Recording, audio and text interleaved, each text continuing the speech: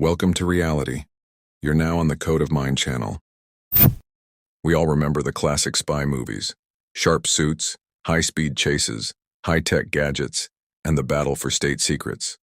We've been conditioned to think of intelligence as a world of dry numbers, pragmatic calculations, and cloak and dagger spies fighting a cold war over resources and territory. But what if I told you that in 1967, at the height of the superpower standoff, the CIA officially hired the very people society dismissed as frauds or fairy tale characters? I'm talking about witches, clairvoyants, and adepts of the occult. Beyond analysis, the paranoia of Langley. In the 1960s, the CIA wasn't just a think tank, it was an organization consumed by Cold War paranoia. For them, no topic was taboo, and no idea was too insane. The logic at Langley was ice cold. If there was even a 1% chance that an invisible force could help them peer behind the Iron Curtain, they were obligated to weaponize that percentage. They weren't looking for stage magicians. They were looking for operators, specialists who could treat the world as a flow of information. Remote viewers, spies who could leave their physical bodies, for whom concrete bunker walls or locked safes simply didn't exist. Occult analysts, masters of ancient rituals hired to see if symbols and psychotechnics could influence the will of world leaders. Mediums, human radars capable of reading data directly from the field, locating enemy submarines from a single photograph of the ocean. The objective, hacking reality. Why did they need mages? Their goal wasn't blueprints for new missiles or gold from foreign banks. The mission was far more massive and far more terrifying. They were looking for the master switch to the fabric of our existence. The agency hired these occultists for 3 specific hacks: hacking the human firmware. They viewed consciousness as an operating system. If mages knew the access codes to the subconscious, the CIA wanted to turn that into a technology of absolute control. Psychic warfare. They sought ways to strike from a distance. Could they stop an enemy's heart or disable electronics using nothing but concentrated intent? The backdoor to the world. Leadership suspected our world was a complex construct with a programmable structure. They needed mages as hackers who knew the shortcuts that mainstream science ignored. They didn't hire these people because they believed in miracles. They hired them because they believed in the interface. To them, magic wasn't a religion. It was an ancient, unexplained technology for managing reality. Operation. Often, the Dark Mandate. In 1967, while the world watched the space race, Dr. Sidney Gottlieb, head of the CIA's Technical Services Staff and the godfather of the agency's darkest experiments, officially launched Operation Often. This wasn't an eccentric scientist's hobby. It was a state program with a rigid budget and strict reporting. According to declassified memorandums, its mandate was hauntingly direct: to investigate the world of magical practices and adapt hidden forces for national security. Suddenly, the CIA payroll included salaries for demonologists, professional astrologers, and sorcerers. Lab testing. They were tested in shielded, clean rooms. Using high-precision equipment, Gottlieb tried to measure if the physics of space changed when a spell was cast. Remote influence. They were tasked with chilling objectives, influencing the heart rate of a target in a nearby building or reading a top-secret document without opening the envelope. Timeline prediction. Astrologers weren't making horoscopes for luck. They were calculating the exact dates of political coups and the deaths of foreign leaders. The conclusion, the awakening operation, often ran parallel to the infamous MK Ultra. While one department was dosing people with LSD, Gottlieb's team was trying to hack the soul from the other side. An internal report stated, "We are seeking a way to control the human mind by all available methods, from chemistry to forces we cannot yet name." They discovered something that made pragmatic generals tremble. Consciousness is primary. The archives of operation often suggest that the mind doesn't just exist within the world. The mind dictates the world. They saw that reality is plastic. It literally manifests where the observer's gaze settles. Why was it buried? The program wasn't closed because it failed.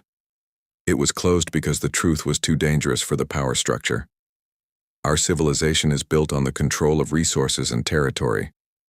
But if every person realizes they are the architect of their own reality, they become impossible to control. You cannot be intimidated by scarcity or crisis if you know your attention is the tool of creation. The CIA didn't find magic words. They found a connection. They realized that our bodies, our health, and the events outside our front door are merely the obedient echoes of our internal states. Fear is a command to contract and expect a threat, and the world, ever obedient, immediately renders a reason for that contraction. Conviction is a command to create a foundation, and circumstances align to form solid ground beneath your feet. But who is holding the remote? Every second we are writing our lives through our internal state. We do it automatically, never noticing how our thoughts crystallize into dense matter. We are authors who have forgotten that the pen is in our hands. If our state of being determines our reality, then who is actually choosing what you feel right now? Are you consciously directing your inner power? Or has someone else already found the buttons to your mood? Through alarming headlines, artificially created scarcities, and fear of the future, the system sends signals that you translate into commands. They realized long ago, you don't need to conquer nations by force if you can seize the remote control of the human state. Because then, people will build their own prisons, the ones they were instructed to feel. 1983. The Gateway Process. If the experiments of the 60s seemed like the limit, prepare yourself. In 1983, a document emerged from the depths of intelligence that finally settled the debate on who we are. The Gateway Process Report. Its author, CIA analyst Lieutenant Colonel Wayne McDonnell, wrote a text that remained classified for 37 years. This isn't a philosophical essay, it's an official technical report. In the dry language of a military analyst, it states in black and white, reality is a complex hologram.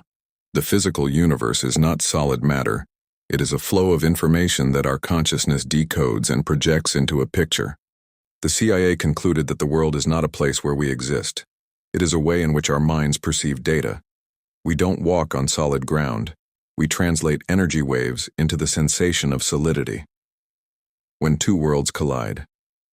The most staggering part is that during these same years, official physics, the world of white coats and rigid formulas, was conducting the famous double-slit experiments. Scientists looked through their microscopes and saw exactly what CIA analysts were reading in the reports of mediums. They discovered the observer effect. A light particle behaves like chaos, a cloud of probabilities, as long as no one is looking at it. But the moment a human directs their attention toward it, the particle instantly becomes solid, chooses a position, and freezes. Two completely different worlds, covert intelligence and high science, arrived at the same mind-blowing conclusion. The world around us only manifests when you are in it. You are the projector. Understand the depth of this discovery. We are taught we are small, accidental creatures in a vast, cold, indifferent cosmos, that the world existed before us and will remain after. But the Gateway Process and quantum mechanics say the opposite. We don't just live in this world. We are the ones who make this world solid when we touch it. We are the ones who make it warm or cold, joyful or bleak. Without your consciousness, the universe is just an infinite ocean of silence and invisible waves.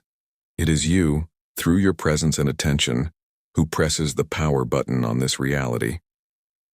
You are not the spectator in the cinema. You are the projector running the film on the white canvas of the void. We give this world life. We give it meaning. The technology of distraction. If the world's largest intelligence agency has had proof for decades that your consciousness is a powerful tool of creation, why the silence? Why were reports redacted, departments disbanded, and scientists who got too close labeled as insane? The answer is chillingly cynical. They need your attention to be occupied by anything except yourself. A control system is not held together by bayonets or prisons. It is held together by your deep, ingrained sense of powerlessness. Look at the world around you. We are drowning in an ocean of noise. The industry of fear. news that keeps you bracing for catastrophe. The debt trap, survival thoughts that keep your eyes glued to the ground. Empty idols, endless scandals and strangers' lives that you feed with your attention instead of directing it inward. This isn't an accident, it is an attachment technology. Because attention is the very energy that paints the world. If your attention belongs to the system uses it to build its reality. The return of the operator. The system doesn't fear your protests or your angry posts. To the system, those are just more noise, another portion of your energy. It fears only one thing: that you will remember who you are.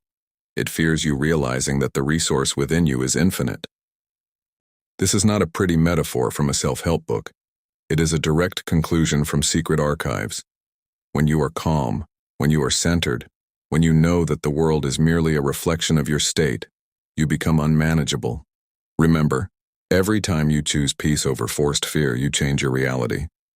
Every time you direct your attention toward your own goals instead of someone else's drama, you take back the remote.